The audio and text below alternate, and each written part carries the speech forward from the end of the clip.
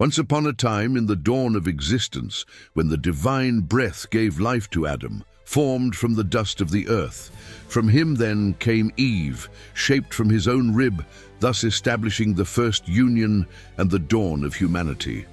This act was not only the beginning of life, but the beginning of a profound relationship between the Creator and his creation, setting the stage for the vast tapestry of history that would unfold.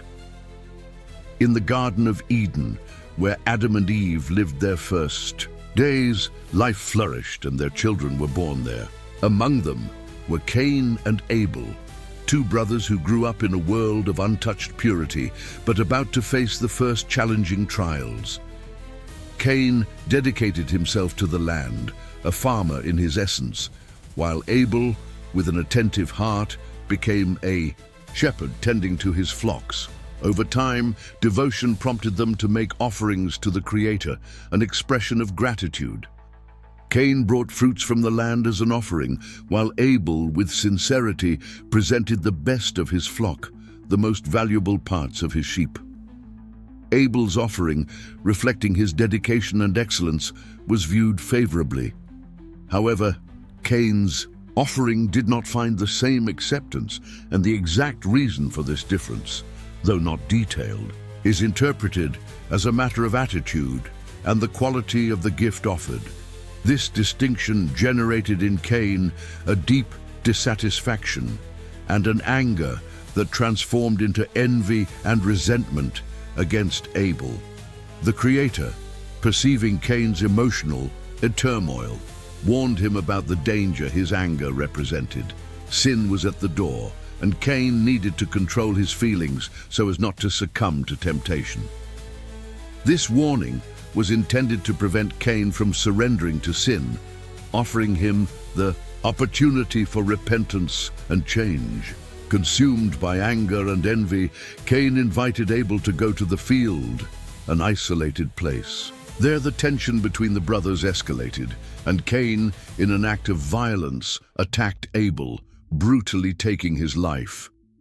This was the first recorded death in human history, an event that introduced a new dimension of sin and suffering to the newly created world.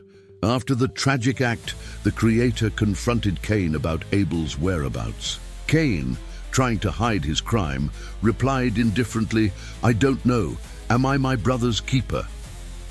His answer not only demonstrated his attempt to escape responsibility, but also his lack of repentance. Knowing the truth, the Creator revealed to Cain the severe consequences of his action. He would be cursed, a wanderer on the earth, unable to cultivate the soil that had once been his sustenance. The life of a farmer that Cain knew was now ruined. Cain's reaction to the curse revealed his anguish and fear of the future. He feared wandering aimlessly and without protection, worried that someone might find him and avenge Abel's death. In response to this fear, the Creator put a mark on Cain with the purpose of protecting him from any vengeance, ensuring that he would not be killed by others, even in the face of his curse. After this interaction, Cain moved away from the presence of the Creator and settled in the land of Nod, east of Eden. The narrative mentions that Cain knew his wife and, with her, had a son, Enoch.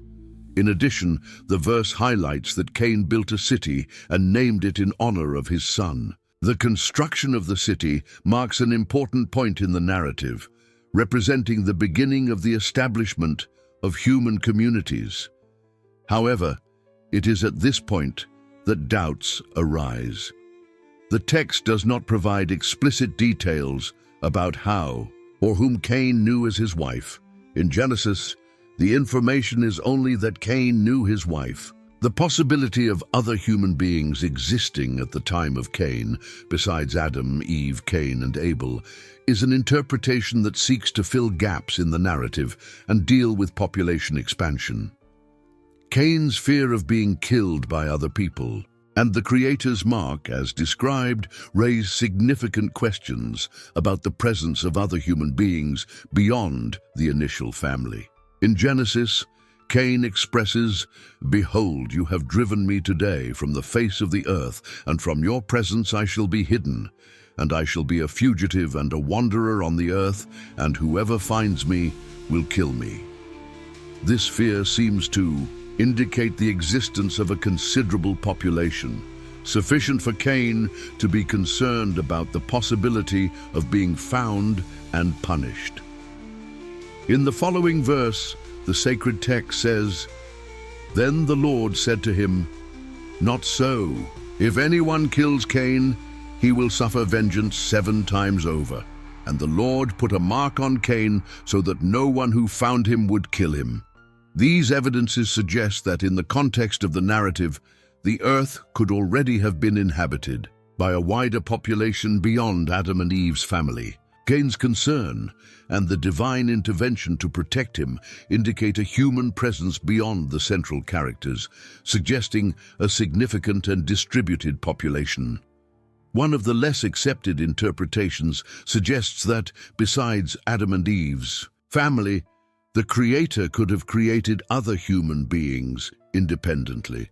Proponents of this theory argue that to explain the rapid multiplication of the human population described in the Bible, a significant number of individuals would be necessary, something difficult to achieve solely with Adam and Eve's sons and daughters. This interpretation seeks to reconcile the biblical narrative with archaeological and anthropological evidence that points to more extensive human communities in antiquity, such as complex societies and vestiges of human habitation dating from early periods. However, it is crucial to note that this interpretation remains speculative and is not explicitly supported by the biblical text. The Genesis narrative focuses on the history of Adam and Eve's family, without making direct mention of other contemporary human groups. The Bible does not offer additional details about the creation of human beings outside the scope of the primordial family, limiting the discussion to a more focused account. Therefore, while this theory attempts to align the biblical narrative with scientific discoveries, it is not confirmed by the sacred text and remains a debated hypothesis among scholars. On the other hand, the most accepted theory is that Cain may have married a sister or niece based on the cultural practices and context of the time.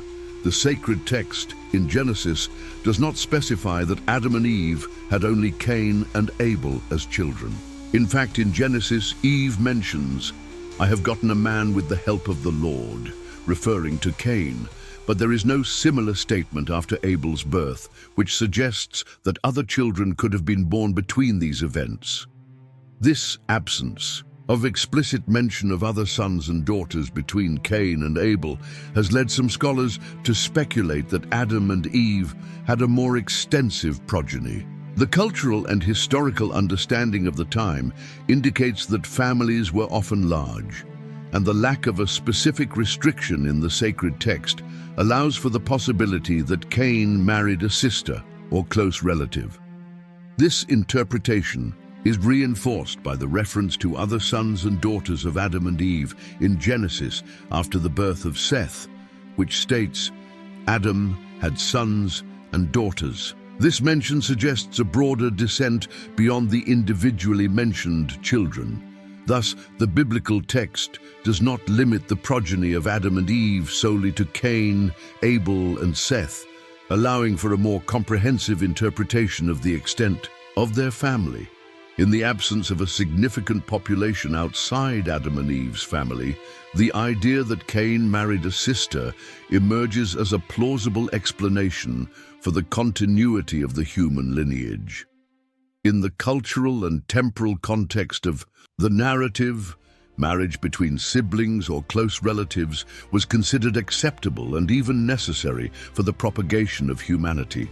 This interpretation is consistent with the unique circumstances described in the sacred text, which does not explicitly prohibit marriage between siblings in the early stage of human history. On the contrary, the Bible presents several examples of marriages between close relatives. A notable example is the case of Noah's sons after the flood. Noah and his wife, along with their sons Shem, Ham, and Japheth, were the only survivors to repopulate the earth. Noah's sons had to marry among themselves or with their sisters, given the absence of other available people. Another important example is Abraham's marriage to Sarah, his half-sister. The narrative in Genesis confirms that Abraham and Sarah shared the same father, being half-siblings. At that time, marriages between close relatives, such as half-siblings, were accepted and often necessary to maintain the continuity of the family line. Isaac, Abraham's son, also followed this practice by marrying Rebekah, his first cousin. Marriage between cousins was common and reflected the cultural norms of ancient society. Similarly, Jacob, Abraham's grandson, married his cousins. These marriages, although they may seem unusual today, were established norms in the culture and historical context of the time. It is crucial to note that the laws prohibiting marriage between relatives, as described in the Mosaic Law, were established much later than these events, about years after the creation of Adam and Eve.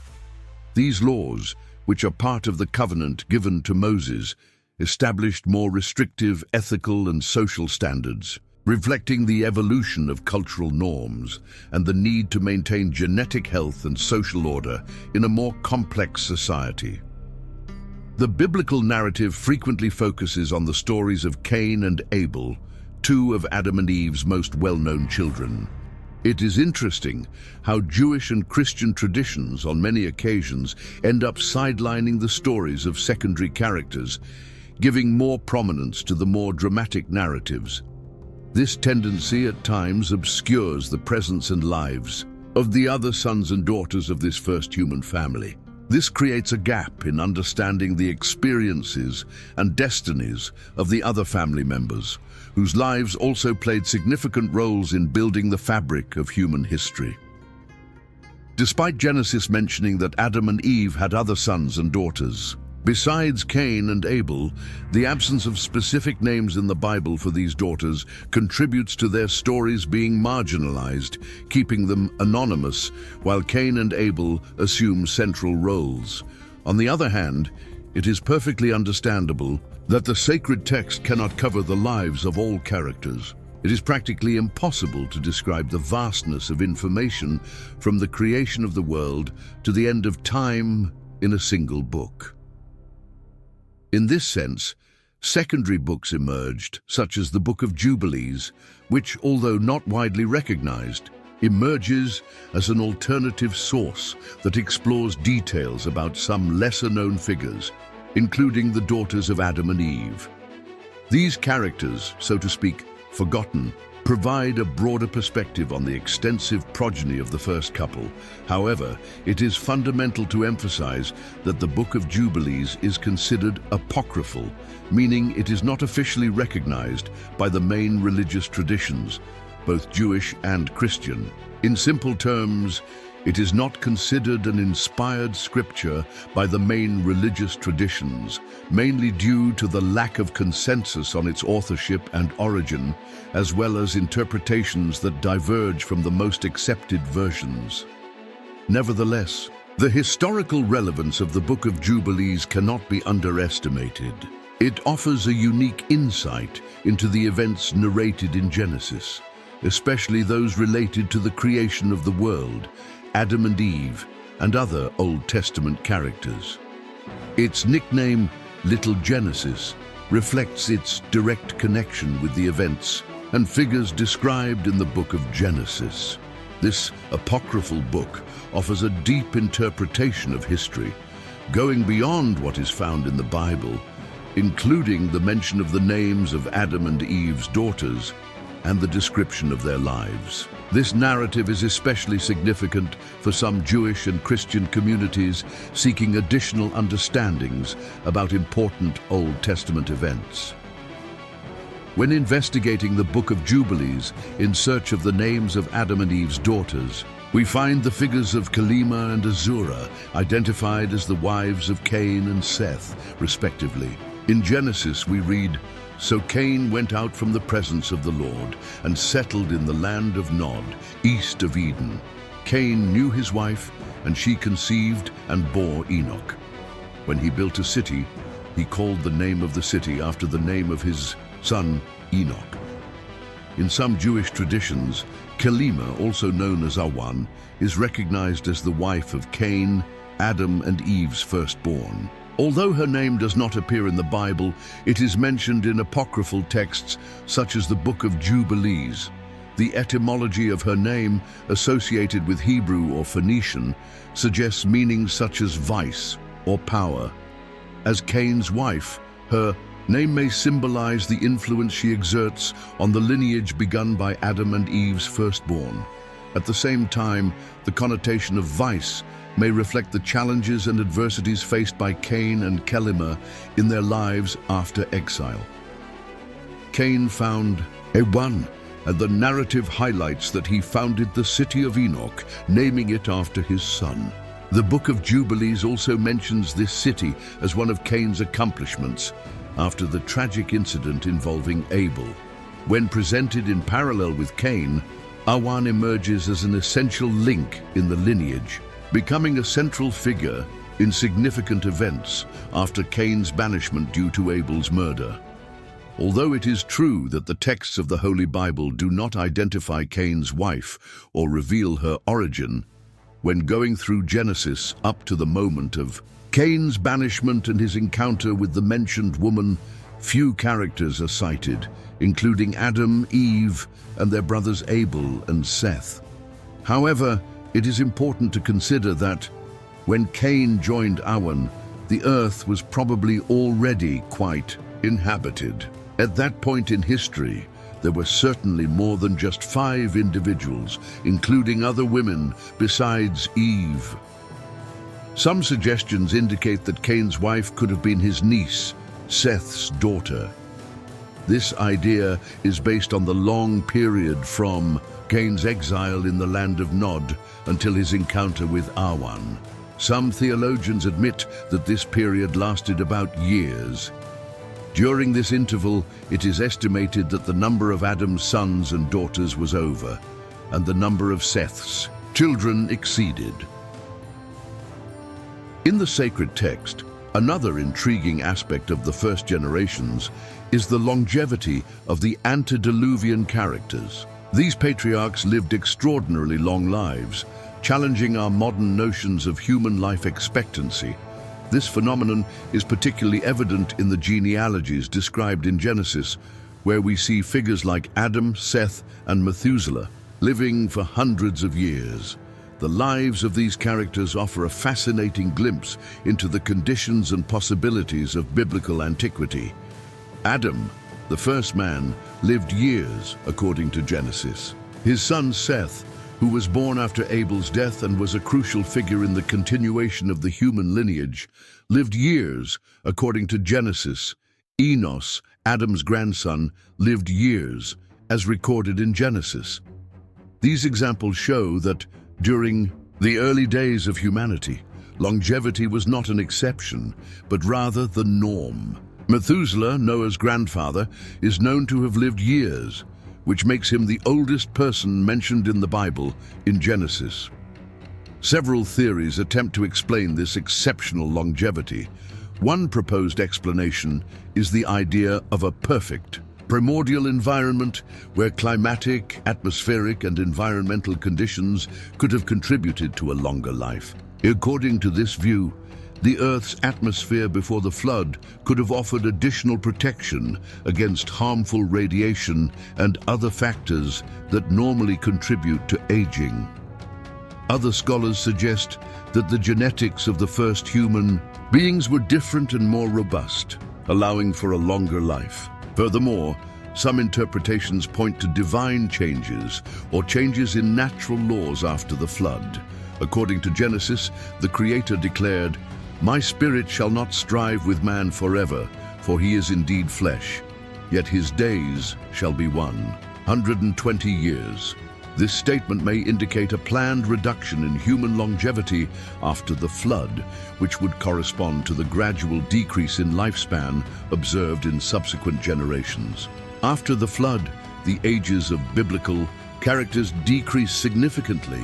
Abraham, for example, lived years according to Genesis 12, and Moses, one of the most well-known Old Testament characters, lived years as described in Deuteronomy. This progressive decrease can be attributed to several changes. A common explanation is that the alteration in environmental conditions after the flood had a significant impact on longevity. Another factor may be the gradual decline in the genetic quality of subsequent generations due to consanguineous marriages. The decrease in longevity may also reflect changes in divine plans and in the conditions of humanity. Some scholars believe that the Creator adjusted human longevity to suit the new times and the new realities of the post-Diluvian world, where the need for such long lives became less relevant. We can conclude that when Cain considered marrying, there were several sisters and nieces available, which did not make it difficult for him to find a consanguineous wife. This practice of marriages between close relatives, as we have already mentioned, persisted for a long time. Only later, with the significant increase in population, was the prohibition of sexual relations between close relatives established with the aim of preventing negative consequences, such as the risk of genetic defects and health problems resulting from consanguineous mating. The sacred text makes it clear that all humanity descends from Adam and Eve, and any contrary theory lacks foundation. As expressed in Acts, "And he made from one man every nation of mankind to live on all the face of the earth, having determined allotted periods and the boundaries of their dwelling place." This perspective clarifies the dynamics of relationships at the time and the formation of humanity from a single original couple. The other daughter of Adam and Eve, detailed in the Book of Jubilees, known as Azura, is recognized as the wife of Seth, Adam and Eve's third son. Her symbolic association with the blue sky, or lapis lazuli, insinuates a celestial purity, and her name is a reflection of the singularity she represents in the narrative. As Seth's wife, Azura directly influences the continuity of the righteous lineage, contributing to the preservation of desired virtues and values in the biblical genealogy. It is worth remembering that Seth was born after Abel's death. Eve believed that he had been designated by the Creator to establish a new lineage in place of Abel, who was killed by Cain. According to these traditions, Azura was initially Abel's wife and became a widow after his death. Soon after, she married Seth, and from this union, notable descendants emerged. Seth is a key character in the genealogy and plays a significant role in the continuity of the righteous lineage after the tumultuous episode involving Cain. His union with Azura resulted in contributions that shaped key events in the sacred text. Among Seth's children, Enos stands out, whose name means frail man.